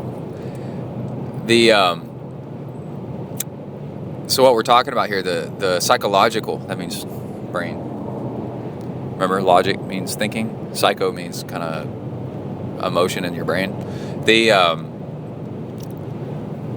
What's going on here is that I noticed that's super cool is the game is made so that it makes you want to play more by hitting that magic spot of encouraging you when you're doing well, and when somebody's doing better than you, it tells you in a way that makes you want to keep playing so that you can catch up with that person and beat them, right? And that's really good gameplay, and it works really well on kids and the adults that I've talked to as well. Really like it. Well, thanks for talking to us about Zwift, Kai. Welcome. Hey, quit looking out the window. Focus for a second, because we're going to talk about something else. What about this sit-up contest you were in? Oh, fine. Whatever, you wanted to talk about it so bad a minute ago. So you did like 10 sit-ups? 80. Yeah, there's nobody does 80 sit-ups. Yes. Yeah? Yes, and we were supposed to do curl-ups, but I was doing sit-ups. Yeah. Did you do the most out of anybody or something? Not really. Cause Somebody did more than 80? No. No, it was a set level where you had you had it like you could stop when you couldn't do any more, and I could have kept on going. They had a certain amount that they had though, so. Looks like I took the wrong exit because I wasn't paying attention. Looks like you did. All right. Ooh, firewood for sale. So what was this for? Why were you doing all these sit-ups? In gym we have it. So it was a contest or something? No, it's like a pacer, but like it's pretty easy, you know. Really? Yeah. Okay. Well, I think we're done with this interview. I'd like to thank you for your time today. You're welcome. And you got a soccer game. Yeah. How many goals are you going to score? Half a goal? Half a goal? What is that? That's not even a goal. It's kind of like helping somebody else. Oh, but that actually is pretty good. But then it would be all in the foot, so. Okay. I don't know what that means. You don't know either? Okay. All right, well, thank you, Mr. Kai. You're welcome. Okay, thanks. Yeah. Okay, I think we're done. All right, I'm here with the beautiful ZenTri nurse. How's it going, baby? It's going. What are we doing today? I'm doing a half marathon and Kai's doing a 5K. Yeah. You're our support crew for once. I don't even know what to do with myself. You have to stay at the race. You can't go do something else. Kai's 5K is over, really soon. After they start just a few minutes after Emily's half marathon starts. And then Kai goes, "Can we leave and go back to the house?" Come back. Okay, so what's your estimated finish time? Sometime between, I don't know. I'm starting at 7:30 and I'm estimating I'm done between 9:30 and 10. So between 2 to 2.5 hours. 2 to 2.5 hours. So what did you do to train for this? I followed Hal Higdon's intermediate half marathon plan. With the goal to finish, I think it said somewhere I wanted to try to break 2 hours, but I don't know that I'm going to be able to do that. But anyway. So what kind of things were on the plan? You run about 4 days a week, with your long day being on Sunday and next to longest day being on Saturday. And then like during the week, there's like just a rest day and a stretch and strengthen day, and then it's some short runs. But it's very manageable, like with working full time and everybody else's schedule. So what did you find hard about training that way, or easy? What was the hardest thing and easiest thing? What did you like about it and dislike? Well, like I said, that it was easy to fit in most of the time, whatever the workout was, and you didn't have this like enormous workout to try to figure out how you're going to fit in.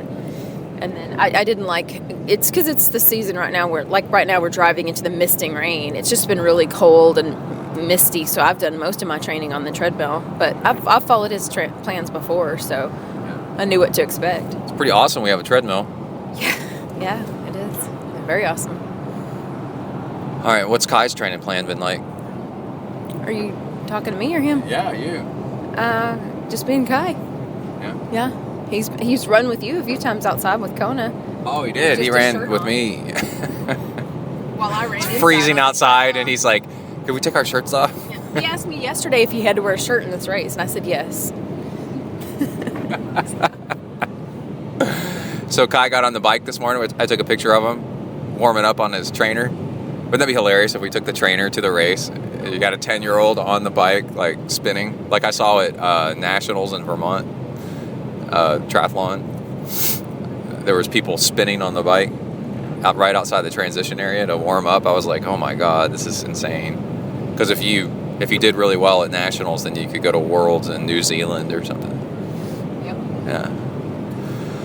All right, Kai, tell us about your race strategy and how the race is going to go down. Like, I want you to visualize it. Tell me, like, moment by moment, what's going to happen. Kai, for my race right here. Okay, Kai, go.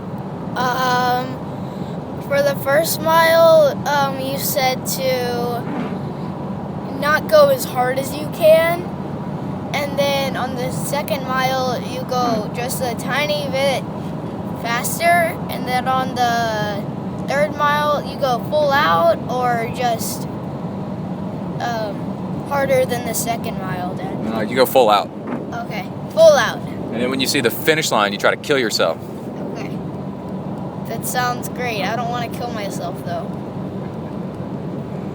And then we're going to celebrate, and then we're going to hang around and monitor Mommy's progress, right? Right. So Emily is a type 1 diabetic, so we're going to have to supervise and make sure she's good. We're going to Supervise. Your daddy's not going to be eating food when I'm finishing? I have a sandwich made. Be like, oh, I didn't think y'all would be in that quick. Like at the diabetes ride when Kai and I came in and you were nowhere to be found and you were just got a plate of food? You're not going to be doing that? Women never remember things. Not at all. If you are eating and you are not at the finish line, you're going to be in big trouble. You're laughing, but I mean, I'm being serious. It's so funny you do have to tell me that. Oh my God. That was a charity ride, babe. And I was starving. Kai rode with me. 22 miles Kai rode with me. And we were not in that far behind you. So anyway, you better be. So anyway, not a big deal. Okay. Right, I Kai? thought you pump your own gas, baby. I do. But you can still cheer for your wife at the finish line, not eating food. So no cheering with my mouth full? But is that kind of a middle ground that we can... I can be eating, but just at the finish line? Okay, Emily's looking at her phone. I'm trying to get it in the holder that's all messed up because it's so old. Okay, go ahead. Okay, and now she's hitting me and telling me to get the microphone out of her face. I've got a Ziploc that you can put that in. I have one too. Okay. But I was wanting to have this on my arm instead of... And now it won't fit in the case? Did it used to fit in the case? Well, mostly. All right. Love you, baby. Good luck. Okay, thanks, Ray. I love you too. I love you too. Okay. I There love you go. everybody Bye. in this car. All right, I'm in the vehicle, the ZenTri Mobile Studios, with our two top racers, ZenTri Nurse. Kai, I didn't interview you after your race yet, did I? No, you did not, Sonny. Oh my gosh. Kai said some really sweet things after the race. He said, I listened to you, Daddy. I did what you said, and it worked. Right, Kai? What place did you get, Kai? Second in age group. He ran a 5K in 23 and a half minutes. Just smoking. Which is why we're going to Target now to buy a huge Lego set. I told him if he broke 25 minutes, we'd get him a Lego set. A huge Lego set. Yeah, well, we'll see. But I was like, that's a good, Goal. based on what I know, I've seen Kai do before, I was like, so that's a 7. He ended up running a 7.5. Yeah, because 25 minutes, I was like, well, that's probably about an 8-minute mile. And I've seen Kai run about that or faster, where it's work, though, you know? So he ran a 7.5-minute mile for a 5K, and he beat the other fastest kid in his school. And Who he played in soccer yesterday? who he played in. Okay, so this is a thing you guys need to think about. Listeners out there need to think about this. On the podium of this race, and these kids are the future, right? These are potential top athletes, you know, for adults. 2 out of the 3 played soccer. Mm-hmm. So Kai and this other kid that got third, second and third plays soccer. There's a cop next to us. The Popo. It's the Popo. And then 2 out of the 3 are also on the triathlon team, on the kids' triathlon team. Right on that guy's windshield. I can't see. It's like a little cop or a ranger. Oh, anyway, so 2 out of 3 are runners or soccer players, which is a lot of running, and then 2 out of 3 are on the triathlon team, which is a lot of running. So it's pretty cool, huh, baby? Yeah, I couldn't believe it. I was texting Emily Kai's results while she was racing. Why weren't you responding back, baby? I was trying not to die. So you ran 13.1, and you did it you averaged a 10.5, I think? We think. I think I did it in like 2:19, but I'm still not exactly sure. That's really good. So my best time was 2:15, and for a little bit I thought I might have PR'd, but then it was really hard because it was so cold and like misty, and I couldn't feel my feet or my hands. So tell those people up north that are dealing with negative 19 degrees and blizzard conditions. Are they out there running? Yeah, some of them are. Well, some of our friends And then how cold it was. It's so terrible. It's like 30-something degrees out here. Like 40? I don't know. It's cold. They laugh. They think we're such sissies. I know they do. Yeah, but we also work out when it's a billion freaking degrees outside. Get to Target and not I know. the cop. I know. That's what I'm waiting to kind of see what happens over here. All right. So both Kai and I did not recognize you at the finish line coming in for the finish. You were wearing a turquoise. Maybe. And then, no, I said maybe. But anyway, because what was going on towards the end, babe? Because at the end, like the last mile or less, these 3 girls decided to pass me that I'd been in front of the entire time. And I was like, what? Because you had been in front of them the entire quote the entire time. They did not deserve. They did not. For the They last needed half a mile. Of the They race. needed to know their place and be behind you. So this is competitive. So I waited until we rounded the last corner, and then I took off, and I beat everybody that I was trying to pass. And so Brett and Con were This is like, what I live with at home, by the way. y'all were like, that didn't even look like you because you were going so fast. It did not. It looked normal when I looked at the video. It did not look like you, though. What do I normally look like then? Dad lied. Not like What are you saying? Not like somebody trying to escape a prison asylum and murder people. Okay. I don't know what you want me to say. Where are you going? I'm gonna park right over here. Okay. Anyway, so it was a good run. I'm glad it's over. That's all I could think of. Was, this will be over soon. This will be over soon. This will be over soon. No, it's not. So did you see my messages now? No, I saw your messages. And we were tracking you on the Find My Phone iPhone app. The best thing was that y'all were actually at the finish line not getting food. That was the We best got lots of thing. food and we ate it in the car. But then we went to Of course you did. Panera Bread. Yeah, and we saw one of my coworkers and his daughter that did it. They were good. I think they broke 2 hours in. If he said they PR'd because their like best time's like 1:56 or something like that. So. The fastest 5K guy, Kai, if you want to win a 5K around here, was 18 minutes. Kai's playing a video game. No, I'm not. And then the fastest half marathon, I think, was an hour 20. Here? Yeah. Oh, the Armadillo Dash. Isn't that crazy? Yeah, it's crazy. Wait, how fast was the 5K? 18 minutes. That's only 5 minutes before me. What? I'm trying to remember his name. One of the Brownlee brothers, who's the fastest in triathlon right now, ran a 5K the other day in 14 minutes. That's great. Yeah. He got third. It was like a London something 5K change. All right. So thanks for all the support, guys. It was nice. Yeah. Very proud of Kai. Thank you, then we went Daddy, to Panera for Bread. supporting crew. Daddy already said that. Oh, I did. You're gonna leave the keys in here with the heat on, Okay. please. So Kai and I, we're gonna go in and get him some Legos. Yeah. Motivation. Don't take forever. Can I get some Legos? No. Star Wars? One set of Legos. Kai, you and I, we could get Darth Vader's It's TIE Kai's Fighter. choice, not you. Ooh, that look. That's nasty. It's Kai's choice. Why are you giving me such an ugly look? Because you're not getting a Lego set. All right. All right. We'll be I'll back. Be here. Do you Okay. have your money?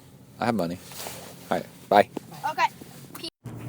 All right. I think that's enough for a show. Let's go ahead and wrap it up. Ronda Rousey had a big fight on UFC fighting, mixed martial arts, on Saturday night, and she beat the other fighter in 14 seconds. And she did it with her signature move. And I thought it was funny. I was doing a little bit of reading about it, and her mom was a judo instructor or whatever, and used to wake up her daughter by jumping on her bed and going, "Always be ready," and then put her into an armbar as just a fun way to wake up somebody. And sometimes I do that to Kai, like, "Wake up, oh my God," like that, and to get them moving and stuff like that, just being silly, not scary. And the funny thing is, this environment that she grew up in, always being ready to put somebody into an armbar to protect herself, ended up being her signature move as an adult. So it goes back to that thing where I was talking about the kids on the podium are all on teams and training and playing soccer and stuff like that. It's being good at something doesn't happen by accident. It happens through practice, which is pretty interesting. And through environment, you can make your abilities a whole lot better by putting yourself into a good training group, a nice training environment. So hold on a second. I'm going through a school zone. I need to turn this off. All right, so I'm back. So basically, surround yourself with people that are already accomplishing or accomplished the goals that you want to accomplish, and a lot of the issues take care of themselves. And make sure to I never would be a good swimmer if my parents didn't put me on a swim team. And I'd probably be a terrible swimmer. And that's just the environment that you grow up in, and make things fun for kids. But you can create the environment that leads to improvement. Okay, I'm watching this intersection here. Everybody just creeps up on each other so nobody can see past the other car who's coming at the intersection. Let's see. I was talking to my mom last night because I was calling my dad because it's his birthday, and I was telling her about Galveston. Galveston 70.3 is only like 3 weeks before Ironman Texas, which is really bad triathlon planning. And dang it, my mom, who's freaking smart, said, "So aren't you better at the?" I said I may not do the Galveston race because of Ironman, and coming up just 3 weeks later. And she said, "Aren't you better at the half Ironman distance? Like a lot better?" And I was like, "Yeah." She said, "Why don't you focus on that and then reap the rewards basically of a great race doing that, and then let Ironman Texas, which is incredibly hard on the body and probably not a healthy thing to be doing in the first place, kind of be an afterthought and not worry about it so much." And I said, "Yeah, you know what? You're right. I should be like really working on the half Ironman, and then let Ironman Texas just kind of whatever happens." And she's right. So that's probably what I'll end up doing. I hate admitting. You hate admitting when your parents are right, but often they are. And then let's see. There's Amrita bars. I want to give a shout out to Amrita. You can get. I'm eating one actually right now. I'm avoiding eating it on the air so people don't vomit into their steering wheels. They really, really super, super healthy bars. I freaking love them. I'm eating a mango coconut one right now. It is so good. I drank a little bit too much coffee this morning, so I'm eating one to soothe the stomach and calm the nerves down a little bit. Oh, it's so good and really portable and healthy. And you can get 15% off. That's a ton. 15% off by using discount code ZenTri when you order them online. And it helps the show because Amrita Bars is like, oh my God, ZenTri is so cool. And they're really helping us out. And let's send them some free bars, which they do on rare occasion, which I really, really like. And let's see, I need to stop. Do I have time to stop? I do not have time to stop and get gas. We will not stop and get gas. We will break down on the highway and have to beg people for gas instead. I'll get gas later. And let's see, I'm taking a few days off training because I've gotten to the point where I'm seeing, I've totally plateaued out in results and I'm not seeing any improvement, and I'm tired and I'm actually not interested in training. And that's your first symptoms of overtraining and time to take time off.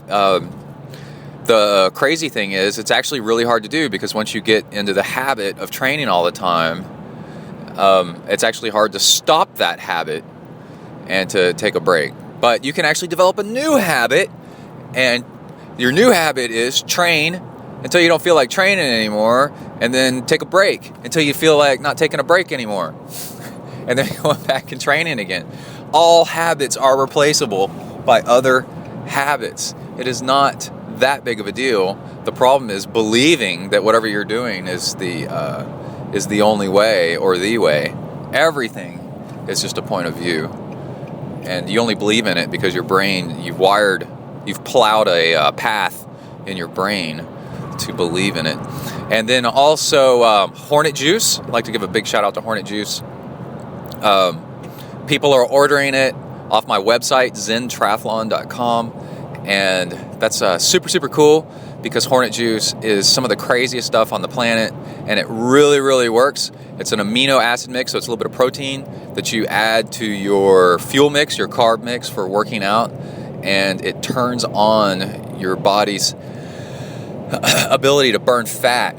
It enhances it, and a lot, and it makes you just have incredible workouts. It's so cool, and one packet just one packet lasts an hour and a half. So you can actually get a lot of working out in with just one packet.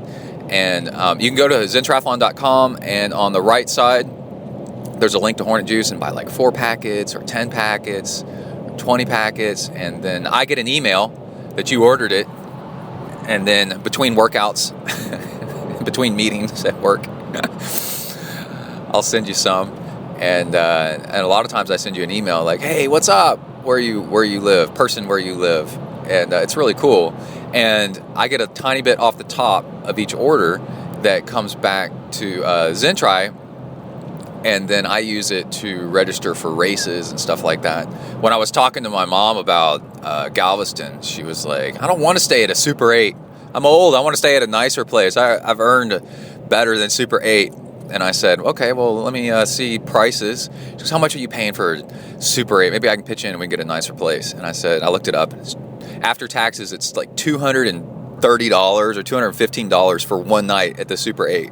And she about flipped her lid. She was like, what? That's crazy. And I said, well, it is Galveston, which is beachy in the spring, late spring, real close to the seawall on a race weekend. And so they've jacked up the prices. And she said, oh my God, that's ridiculous. And it is ridiculous. The sport is just crazy expensive. And ordering Hornet Juice sends a little bit of money towards ZenTri. It goes right into the coffer that gets turned right around and spent on race entries. And I don't even do that many races. Race entries and hotel and triathlon expenses. So if you get Hornet Juice, you actually are helping yourself and helping the show that you enjoy so much at the same time. It's actually a win-win, and I love stuff like that. Super cool. And the other thing is Hornet Juice is synthetic Japanese killer hornet saliva. I love saying that. It is true. Google it. Look it up. It is crazy what the stuff actually is. And what's even crazier is that it works. It's nuts, man. It is so funny, hilarious that this stuff actually works. And you could brag to your buddies while you're running or biking next to each other. What's in your fuel? Oh, this Japanese killer hornet spit. And they're like, what? Like, yeah, swear to God, it works. Later, as you take off pedaling away. And I came up with the catchphrase, sting the competition, which is pretty cool. They can use that. Y'all go ahead and use that. All right, that's it for this episode. Everybody stay safe out there. I'm always working on new interviews with people and trying to bring you more entertainment, and it's a lot of fun. So don't train too hard. Have a lot of fun. Stay safe out there. Work the uphills, cruise the downhills, and keep the rubber side down. Out.